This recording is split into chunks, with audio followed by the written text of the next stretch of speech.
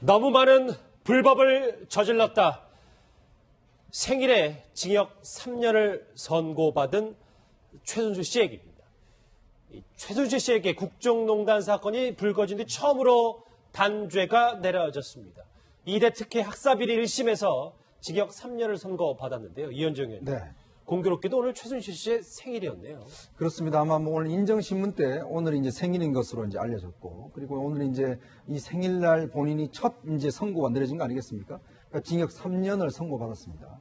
근데 오늘 이제 그 피고인들 제가 형량을 다 합해보니까 실형만 해도 한 8년 6개월 정도 되더라고요. 그러니까 지금 정유라의 이 그 이대 입시 비리만 해도 결국 이 교수들과 총장, 학장 등 전부 다 합해서 정말 8년 6개월이나 이 선고가 된 상황 아니겠습니까? 근데 결국 정유라는 또 구속영장이 기각됐죠.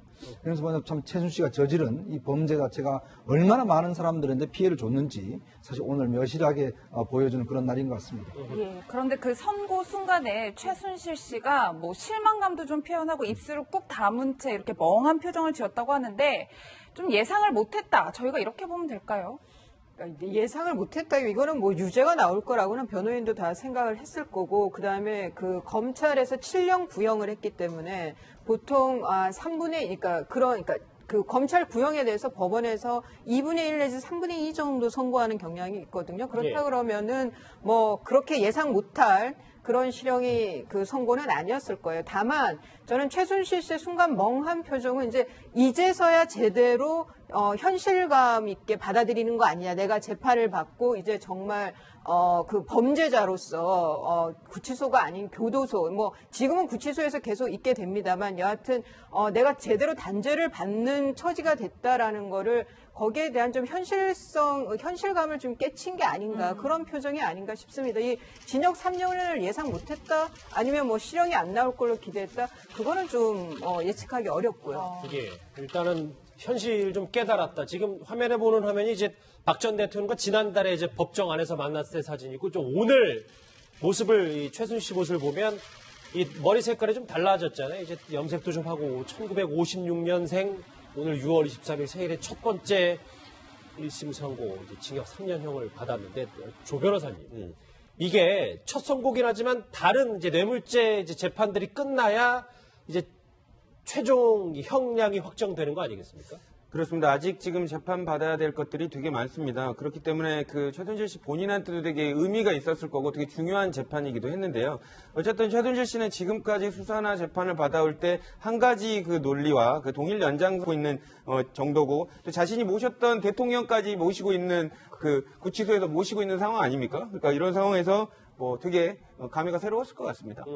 예, 이수희 변호사님, 예. 제가 그 재판부의 양형 이유를 좀 꼼꼼하게 읽어봤는데 재판부가 그릇된 모정을 지적하는 부분이 참 인상적이었어요. 그러니까 어머니의 사랑이라고 하기엔 불법과 부정이 너무 많다, 이렇게 질타했더라고요. 아마 이제 유사한 경우가 이런 거겠죠. 스토커들은 사랑이라고 얘기하지만 그건 사랑이 아니라 집착이고 폭력이죠. 저는 뭐 최순실 씨가 이걸 아무리 뭐 그 자식에 대한 어머니의 사랑이라고 얘기한다 하더라도 이거는 진정한 모성, 진정한 모정이 아니라는 거죠. 정말 그 여성들의 그 제대로 된 모성은 모든 생명에 대해서 연민을 갖는 거, 내 자식만 귀한 게 아니라 남의 자식도 귀한 거, 그게 정말 진정한 모정이거든요. 저는 뭐 최순실 씨의 이런 그 딸에 대한 좀 삐뚤어진 모정, 그 모정이라고 표현하기도 싫은데, 여하튼 이거는 정말 모성에 대한 왜곡이라는 생각도 들고요. 여기서 그 법원의 판결문을 보면 잘못된 그릇된 특혜의식을 보여줬다라고 돼 있어요. 그러니까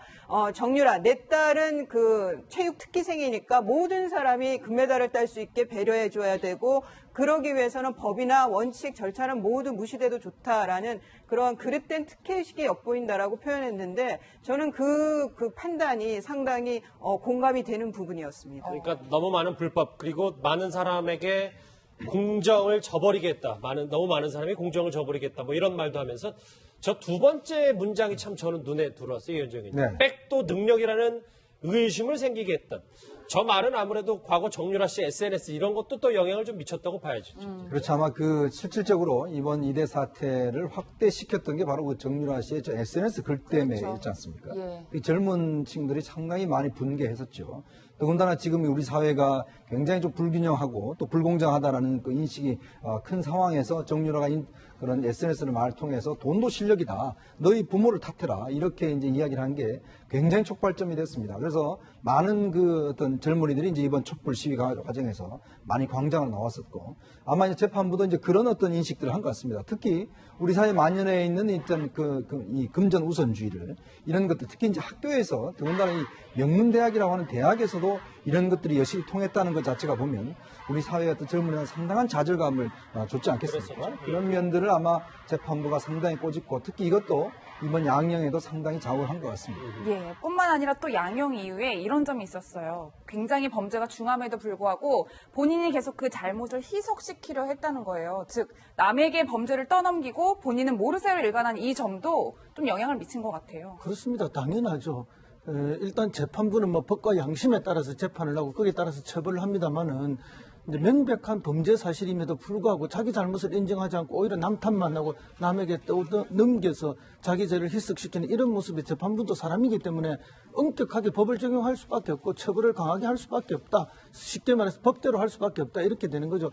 대개 이제 재판부가 뭐 양형을 좀 이렇게 감해 주려고 이렇게 한다면은 반성문을 쓰게 한다든지 또는 탄원서를 내게 한다든지 되게 그렇게 하죠. 뭐 정상참작이라는 그렇죠. 부분도 있겠죠. 또 개준의 정상참작 이런 걸 통해서 감형해 주는데 그거는 기본적으로 자기 죄를 인정하는 거예요. 죄를 인정하고 그럼에도 불구하고 제가 잘못했으니 좀 봐달라든지 이런 죄를 지을 수밖에 없는 여러 가지 상황이 있어서 참 억울하니까 조금은 참작해달라든지 이런 건데 이거는 아예 오히려 피고인이면서도 갑질하는 피고인이기 때문에 중형으로 갈 수밖에 없는 사항이 아닌가 엄격하게 법적 적용과 처벌이 따른다 이렇게 봅니다. 국정농단 사건 사법부의 첫 단죄이기 때문에 저희가 양형 이후 눈에 띄는 부분이 많아서 꼼꼼하게 짚어보긴 했는데 조 변호사님 오늘 아까 잠깐 언급도 됐지만 이 최순실 씨가 물론 뭐 현실을 좀 깨달은 부분도 있고 뭐 뚱한 표정을 지었다는 얘기도 있어서 글쎄요 이 정도면 또 항소 의사 표시로 봐야 되는 겁니까? 뭐 항소를 할 것으로 보입니다. 왜냐하면 일단 그 1심에 관련돼서 본인이 주장하는 거 공소사실에 대해서 전면 부인을 하고 있기 때문에 또 어쨌든 유죄 판결이 나오지 않았습니까? 그렇기 때문에 항소를 할 것으로 보이고요. 다만 이제 여기서 이제 그 본인은 항소를 하더라도 항소심 재판부의 어떤 판단을 받을지가 또 뭐 귀추가 주목되는데 어쨌든 그렇게 나가면서 그 1심 재판부에게 선고한 재판부에게 또 이렇게 어떻게 보면 눈빛을 주고 나갔다고 하지 않습니까? 배짱 하나는 대단한 것 같은데요. 어쨌든 일반적으로 변호사들도 재판을 받고 나올 때는 인사를 합니다. 그런데 어쨌든 이미 판단을 받았기 때문에 1심 재판부한테는 뭐 아쉬울 거 없다 이런 마음이 있었을 수도 있고요. 어쨌든 확실한 것은 이러한 최순실 씨의 그 재판부를 대하는 태도, 법에 대해서 그리고 국민에 대한 태도가 변하지 않으면 이 같은 고의를 희석시킬 만한 증거가 별도로 발견되지 않으면 형량의 변화는 항소심에서도 비슷할 것 같습니다. 예, 이수희 변호사님, 네. 뭐 형량의 변화는 없을 거라고 말씀하셨는데 일단은 최순실 씨 측은 무죄를 주장하고 있는 입장이잖아요. 뭐 항소에 어떤 결과 미치지 못할까요? 저는 이제 항소는 할 것 같아요. 징역 3년이 이렇게 뭐 그 법감정으로는 국민의 법감정으로는 그렇게 길지 않게 느껴지지만 당사자 3년은 긴 거거든요. 아마 항소할 가능성이 더 높다고 보이고요.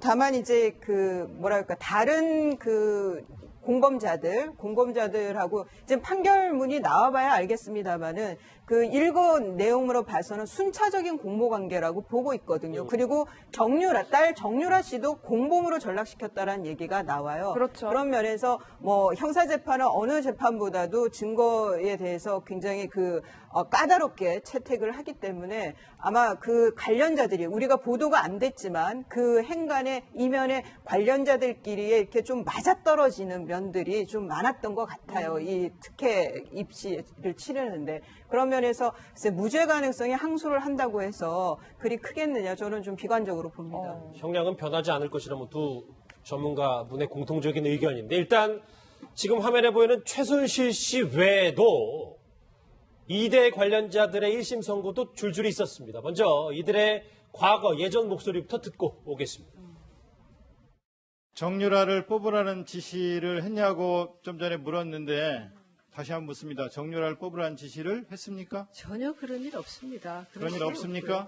그렇습니다. 교수각장의 지시를 받고 정유라 학생의 학점이 관리될 수 있도록 시간강사들한테까지 연락을 했다라고 증언한 교수가 있는 거 아십니까?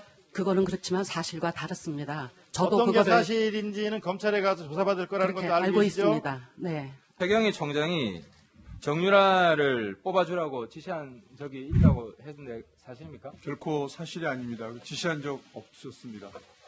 그러면은 누구를 뽑아주라고 지시받은 적이 한 번도 없습니까? 네, 한 번도 없습니다. 네. 그럼 저희가 화면에 준비했는데 오늘 오전에 10시에 있었던 그 이대비리 1심 선고에서 어떤 형량들이 나왔는지 보면 최순실 얘기는 쭉 했고요. 최경희 전 총장 징역 2년, 김경숙 전 화장 징역 2년, 남궁곤 전 입학처장 징역 1년 6월, 류철근 교수는 징역 1년에 집행유예 2년 나왔습니다. 쭉 봤을 때 조 변호사님, 일반적인 학사비리에 대해서 형량이 좀 더 나온 겁니까?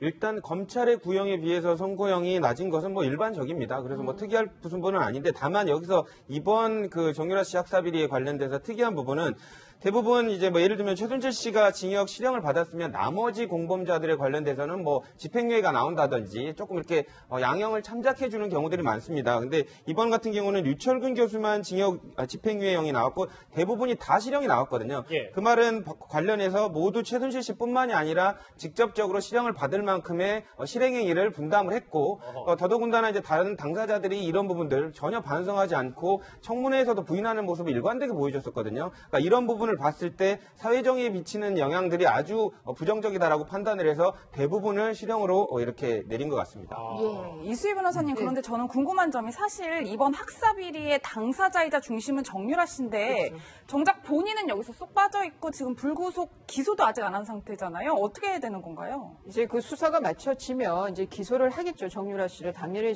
업무방해 공범으로 기소를 할 텐데 앞서 지금 먼저 선고된 다른 공범자들의 이 재판에서 이제 판결문 내용이 참고 자료로 아주 유효한 참고 자료로 쓰일 겁니다. 그러니까 뭐 공범으로 딸 정유라도 공범으로 전락시켰다라는 말이 상징하는 바가 굉장히 큰 거죠. 그러니까 아마 정유라 씨도 그 판결문 그 보고는 좀 본인 입장에서도 부담이 됐을 것 같아요. 그러면 세 번째 영장 청구도 이제 가능해지는 건가요? 같은 혐의 업무방해라든가 이런 걸로는 힘들 것 같고 어떤 뭐 새로운 그 또 다른 혐의점이 나와야 구체적인 혐의점이 나와야 할 텐데 뭐 윤석열 중앙지검장이 그거는 수사를 한 수사팀의 판단에 맡기겠다라고 했는데 그 말인즉슨 좀 더 좀 뭔가 구속하고 싶어 하는 의지는 강해 보여요. 그런데 현실적으로 그게 가능성이 있겠냐는 부분도 있고 또 하나는 그 표적 수사 같은 얘기들이 이제 있잖아요. 정유라라는 저 인물에 굉장히 공분을 사는 존재이긴 하지만 좀 이렇게 구속을 위해서 이렇게 표적으로 한다는 것이 과연 좀 근본적인 문제 제기를 하는 거예요. 이게 과연 옳은가 합당한가라는 문제 제기도 저는 있을 수 있다고 보입니다. 말씀하신 것처럼 오늘 최순실 씨 관련 선고가 딸 정유라 씨에게 적지 않은 영향을 미칠 수도 있다 뭐 이런 얘기를 하셨는데 그런데 오늘 새 내용 하나가 있습니다. 최순실 씨가 정유라 씨의 귀국을 앞두고 검찰에 면담을 요청한 것으로 언론을 통해서 보도가 됐습니다. 당시 최순실 씨의 심경에 대해서 변호인 측 말부터 먼저 들어보시죠. 전혀 없습니다. 지금 만약에 상황에 변화가 있을 수 있다면은 그 엄중한 특수본 1기, 2기, 그다음에 특검 수사 이런 과정에서 드러날 것은 다 드러났습니다. 그래서 정유라가 입국해서 조사받는다 해서 달라질 부분은 없습니다. 이제 이게 천하에 특별한 건 없는 겁니다.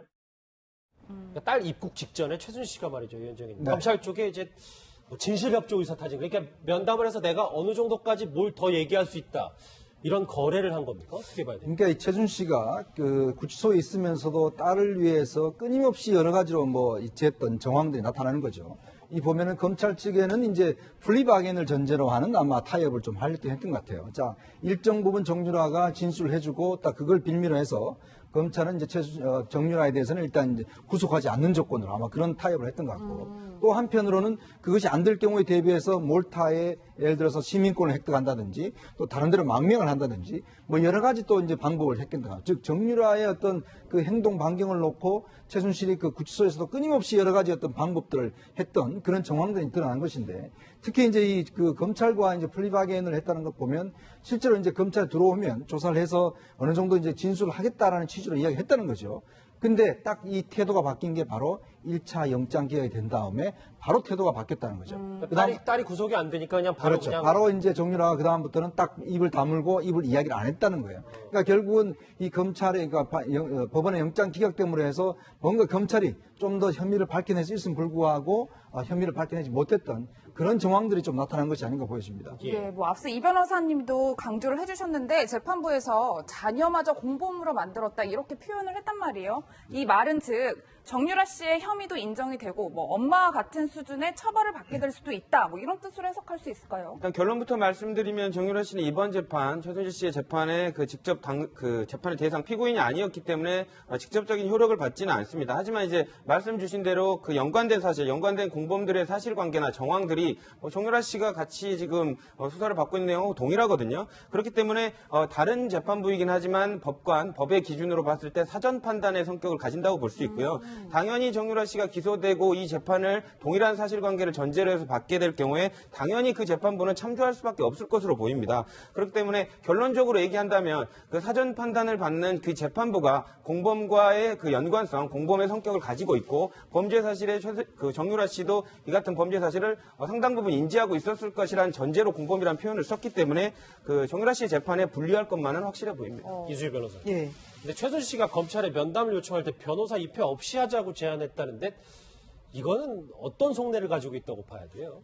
이런 경우는 은밀한 제안이라고 표현해야 되지 않나요? 그러니까 영화 속에서 본 듯한 뭐 그런 네, 점이 변호인도 모르게 그러면은 검찰에도 좀 솔직하게 나한테 그러니까 내 입에서 어떤 걸 원하는 거냐라고 물어보고 싶은 거고 거기에 맞춰서 최순실 씨가 얘기를 할지 말지에 대한 어떤 판단을 하려고 한 것이 아니냐. 그러면 지금 추측을 해보면 뇌물죄가 성립되는 거는 인정할 수가 없죠. 그걸 얘기해 줄 수는 없어요. 왜냐하면 자기가 뇌물죄 공범이 되면 재산도 뺏기는데. 예.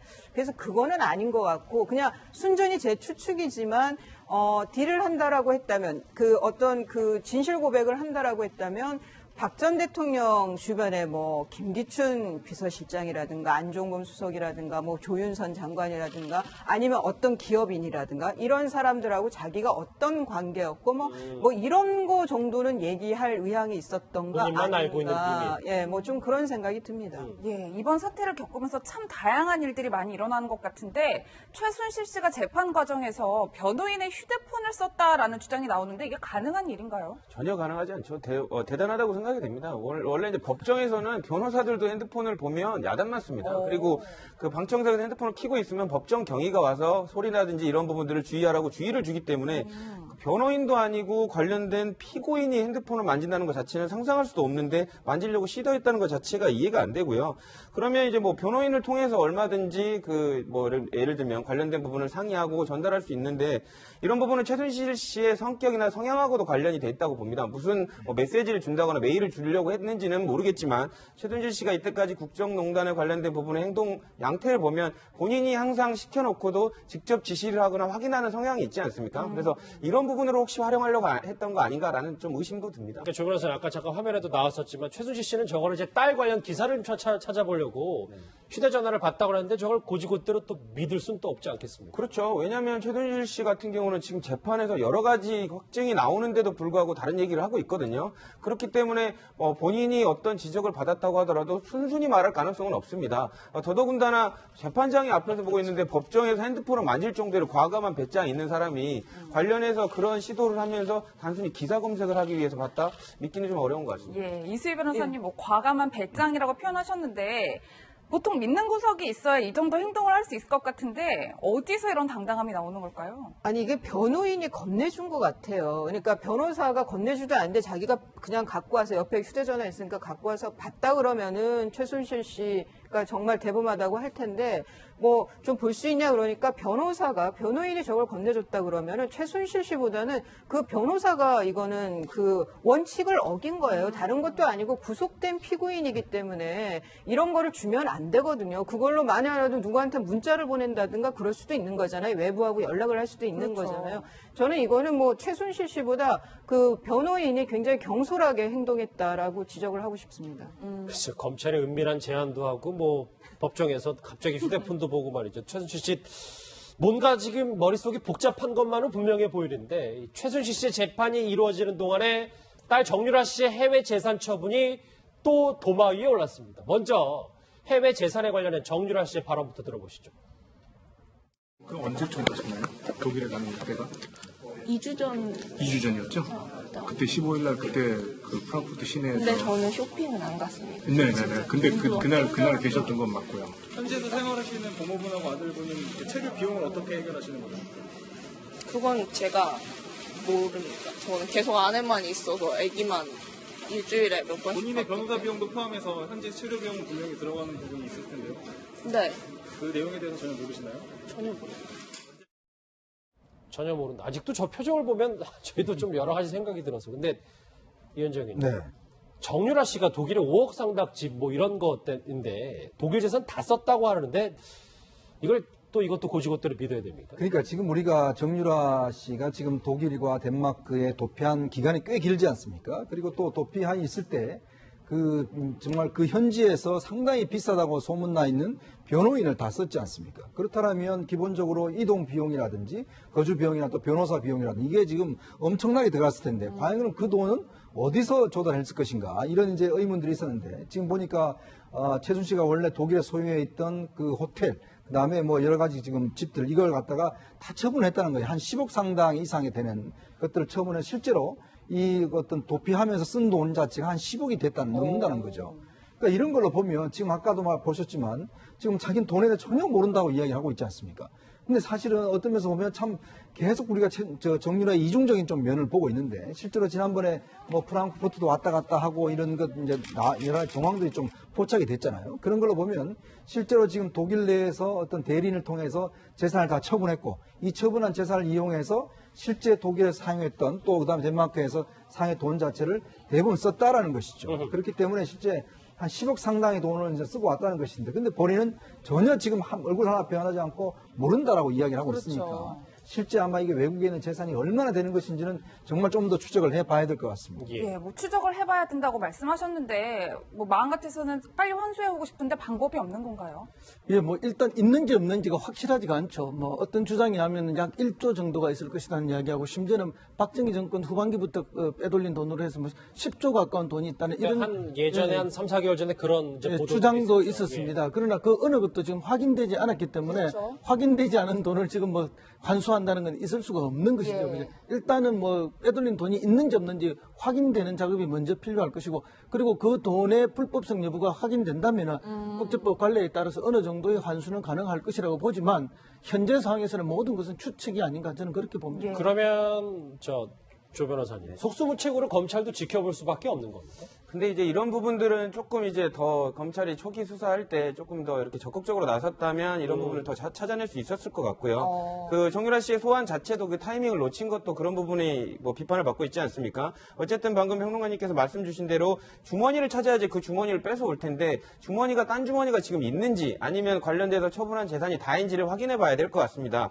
근데 딴 주머니가 있을 것 같은 정황들이 조금 나오고 있거든요. 왜냐하면 지금 관련돼서 처분된 재산을 변호사 비용이라든지 체류비로 다 썼다고 했는데 지금 들어가기 얼마 전에 10수억이 드는 몰타행에 관련된 부분을 타진을 했었거든요. 그 부분을 봤을 때 그 돈에 관련된 부분은 어느 정도 어디 나올 재원이 있다는 걸 전제로 하기 때문에 그런 부분도 아마 그런 재원을 어디서 마련할 걸 준비로 해서 그걸 타진했는지 이 부분도 좀 수사를 해봐야 될 것 같습니다. 예, 뭐 이수희 변호사님 앞으로 정유라 씨의 진술이 박 전 대통령과 최순실 씨 재판에 많은 영향을 미칠 텐데 검찰 관계자의 말에 따르면 최순실 씨와 박 전 대통령 둘 사이에서 정유라 씨가 줄타기를 한다는 거예요. 본인도 아직 오락가락한 것 같아요. 그러니까 이게 이제 아마 그 이번에 3년 나왔잖아요. 선고를 받았잖아요. 최순실 씨가 업무 방해만 가지고도.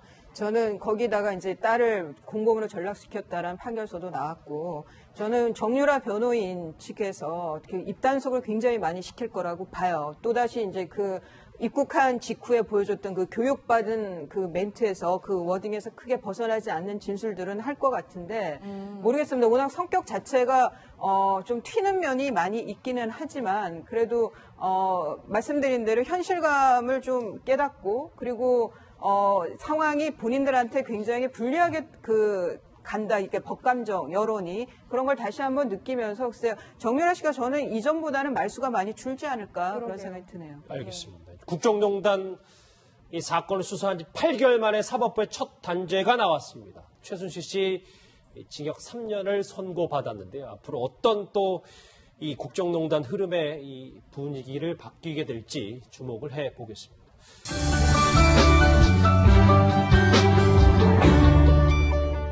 뽑으라는 지시를 했습니까? 전혀 그런 일 없습니다. 그런 일 없습니까? 그렇습니다. 교수각장의 지시를 받고 정유라 학생의 학점이 관리될 수 있도록 시간강사들한테까지 연락을 했다라고 증언한 교수가 있는 거 아십니까? 그거는 그렇지만 사실과 다릅니다. 저도 어떤 게 그거를 사실인지는 검찰에 가서 조사받을 거라는 그렇게 것도 알고 알고 계시죠? 있습니다. 네. 최경희 총장이 정유라를 뽑아주라고 지시한 적이 있다고 했는데 사실입니까? 결코 사실이 아닙니다. 지시한 적 없었습니다. 그러면은 누구를 뽑아주라고 지시받은 적이 한 번도 없습니까? 네, 한 번도 없습니다. 네. 그럼 저희가 화면에 준비했는데 오늘 오전에 10시에 있었던 그 이대비리 1심 선고에서 어떤 형량들이 나왔는지 보면 최순실 얘기는 쭉 했고요. 최경희 전 총장 징역 2년, 김경숙 전 학장 징역 2년, 남궁곤 전 입학처장 징역 1년 6월, 류철근 교수는 징역 1년에 집행유예 2년 나왔습니다. 쭉 봤을 때 조 변호사님, 일반적인 학사비리에 대해서 형량이 좀 더 나온 겁니까?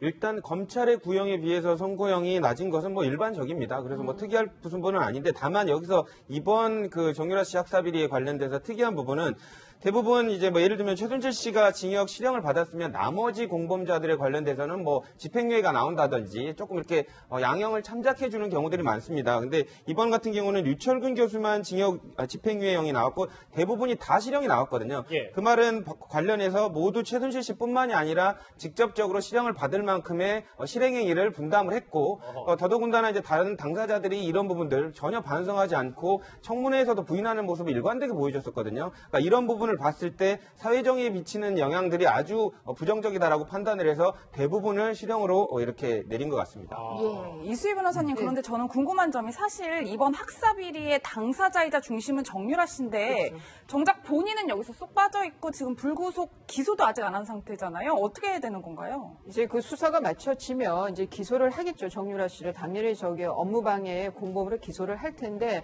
앞서 지금 먼저 선고된 다른 공범자들의 이 재판에서 이제 판결문 내용이 참고 자료로 아주 유효한 참고 자료로 쓰일 겁니다. 그러니까 뭐 공범으로 딸 정유라도 공범으로 전락시도 좀 하고 1956년생 오늘 6월 23일 생일에 첫 번째 1심 선고 징역 3년형을 받았는데 조 변호사님 이게 첫 선고긴 하지만 다른 이제 뇌물죄 이제 재판들이 끝나야 이제 최종 형량이 확정되는 거 아니겠습니까? 그렇습니다. 아직 지금 재판 받아야 될 것들이 되게 많습니다. 그렇기 때문에 그 최순실 씨 본인한테도 되게 의미가 있었을 거고 되게 중요한 재판이기도 했는데요. 어쨌든 최순실 씨는 지금까지 수사나 재판을 받아올 때 한 가지 그 논리와 그 동일 연장하고 있는 정도고 또 자신이 모셨던 대통령까지 모시고 있는 그 구치소에서 모시고 있는 상황 아닙니까? 그러니까 이런 상황에서 뭐 되게 감회가 새로웠을 것 같습니다. 예, 이수희 변호사님, 예. 제가 그 재판부의 양형 이유를 좀 꼼꼼하게 읽어봤는데 재판부가 그릇된 모정을 지적하는 부분이 참 인상적이었어요. 그러니까 어머니의 사랑이라고 하기엔 불법과 부정이 너무 많다 이렇게 질타를 했더라고요. 아마 이제 유사한 경우가 이런 거겠죠. 스토커들은 사랑이라고 얘기하지만 그건 사랑이 아니라 집착이고 폭력이죠. 저는 뭐 최순실 씨가 이걸 아무리 뭐 그 자식에 대한 어머니의 사랑이라고 얘기한다 하더라도 이거는 진정한 모성, 진정한 모정이 아니라는 거죠. 정말 그 여성들의 그 제대로 된 모성은 모든 생명에 대해서 연민을 갖는 거, 내 자식만 귀한 게 아니라 남의 자식도 귀한 거, 그게 정말 진정한 모정이거든요. 저는 뭐 최순실 씨의 이런 그 딸에 대한 좀 삐뚤어진 모정, 그 모정이라고 표현하기도 싫은데, 여하튼 이거는 정말 모성에 대한 왜곡이라는 생각도 들고요. 여기서 그 법원의 판결문을 보면 잘못된 그릇된 특혜의식을 보여줬다라고 돼 있어요. 그러니까 정유라, 내 딸은 그 체육 특기생이니까 모든 사람이 금메달을 딸 수 있게 배려해줘야 되고 그러기 위해서는 법이나 원칙, 절차는 모두 무시돼도 좋다라는 그런 그릇된 특혜의식이 엿보인다라고 표현했는데 저는 그 판단이 상당히 공감이 되는 부분이었습니다. 그러니까 너무 많은 불법 그리고 많은 사람에게 공정을 저버리겠다. 너무 많은 사람이 공정을 저버리겠다. 뭐 이런 말도 하면서 저 두 번째 문장이 참 저는 눈에 들어왔어요. 이현정 의원님. 네. 백도 능력이라는 의심을 생기게 했던. 저 말은 아무래도 과거 정유라 씨 SNS 이런 것도 또 영향을 좀 미쳤다고 봐야죠. 그렇죠. 아마 항소를 할 것으로 보입니다. 왜냐하면 일단 그 1심에 관련돼서 본인이 주장하는 거, 공소사실에 대해서 전면 부인을 하고 있기 때문에 또 어쨌든 유죄 판결이 나오지 않았습니까? 그렇기 때문에 항소를 할 것으로 보이고요. 다만 이제 여기서 이제 그 본인은 항소를 하더라도 항소심 재판부의 어떤 판단을 받을지가 또 귀추가 주목되는데 어쨌든 그렇게 나가면서 그 1심 재판부에게 선고한 재판부에게 또 이렇게 어떻게 보면 눈빛을 주고 나갔다고 하지 않습니까? 배짱 하나는 대단한 것 같은데요. 어쨌든 일반적으로 변호사들도 재판을 받고 나올 때는 인사를 합니다. 그런데 어쨌든 이미 판단을 받았기 때문에 1심 재판부한테는 뭐 아쉬울 거 없다 이런 마음이 있었을 수도 있고요.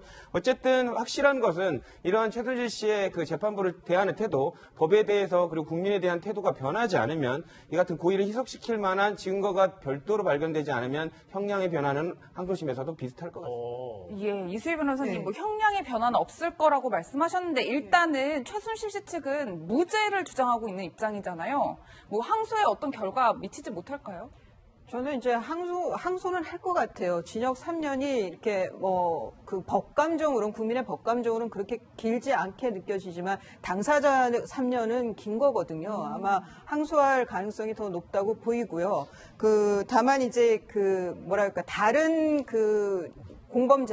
공범자들하고 이제 판결문이 나와봐야 알겠습니다만은 읽은 내용으로 봐서는 순차적인 공모 관계라고 보고 있거든요. 그리고 딸 정유라 씨도 공범으로 전락시켰다라는 얘기가 나와요. 그렇죠. 그런 면에서 형사 재판은 어느 재판보다도 증거에 대해서 굉장히 까다롭게 채택을 하기 때문에 아마 그 관련자들이 우리가 보도가 안 됐지만 그 행간의 이면에 관련자들끼리에 이렇게 좀 맞아떨어지는 면들이 좀 많았던 것 같아요. 이 특혜 입시를 치르는데. 그런 면에서 무죄 가능성이 항소를 한다고 해서 그리 크겠느냐, 저는 좀 비관적으로 봅니다. 형량은 변하지 않을 것이라면 두 전문가분의 공통적인 의견인데 일단 지금 화면에 보이는 최순실 씨 외에도 2대 관련자들의 1심 선고도 줄줄이 있었습니다. 먼저 이들의 과거 예전 목소리부터 듣고 오겠습니다.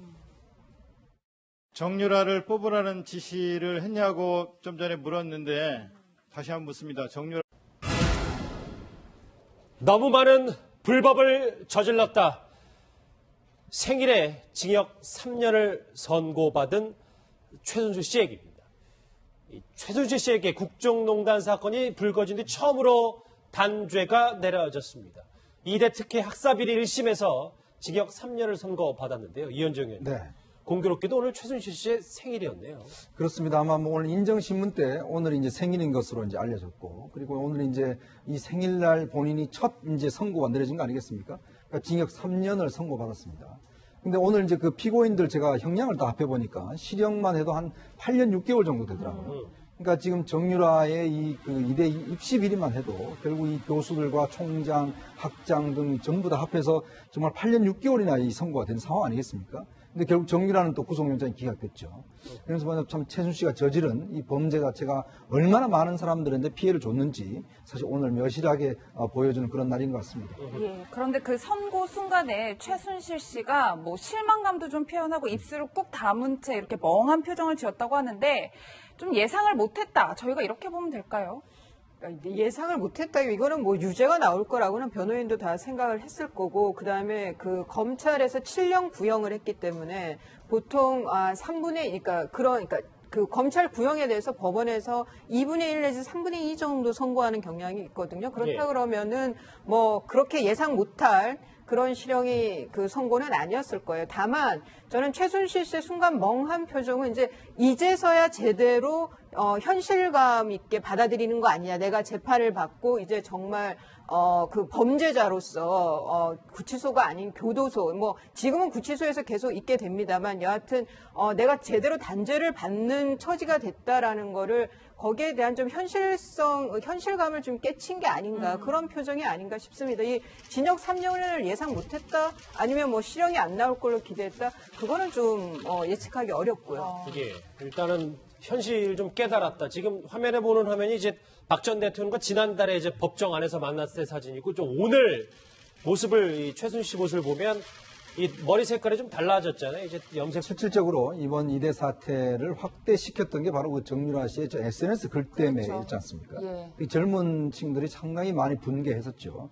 더군다나 지금 우리 사회가 굉장히 좀 불균형하고 또 불공정하다라는 그 인식이 큰 상황에서 정유라가 그런 SNS를 말 통해서 돈도 실력이다. 너희 부모를 탓해라. 이렇게 이제 이야기를 한 게 굉장히 촉발점이 됐습니다. 그래서 많은 그 어떤 젊은이들이 이제 이번 촛불 시위 과정에서 많이 광장을 나왔었고 아마 이제 재판부도 이제 그런 어떤 인식들을 한 것 같습니다. 특히 우리 사회 만연해 있는 일단 이 금전 우선주의를 이런 것들 특히 이제 학교에서 더군다나 이 명문대학이라고 하는 대학에서도 이런 것들이 여실히 통했다는 것 자체가 보면 우리 사회의 어떤 젊은이는 상당한 좌절감을 줬지 않겠습니까? 그런 면들을 아마 재판부가 상당히 꼬집고 특히 이것도 이번 양형에도 상당히 작용을 한 것 같습니다. 예, 뿐만 아니라 또 양형 이후에 이런 점이 있었어요. 굉장히 범죄가 중함에도 불구하고 본인이 계속 그 잘못을 희석시키려 했다는 거예요. 즉, 남에게 범죄를 떠넘기고 본인은 모르쇠로 일관한 이 점도 좀 영향을 미친 것 같아요. 그렇습니다. 당연하죠.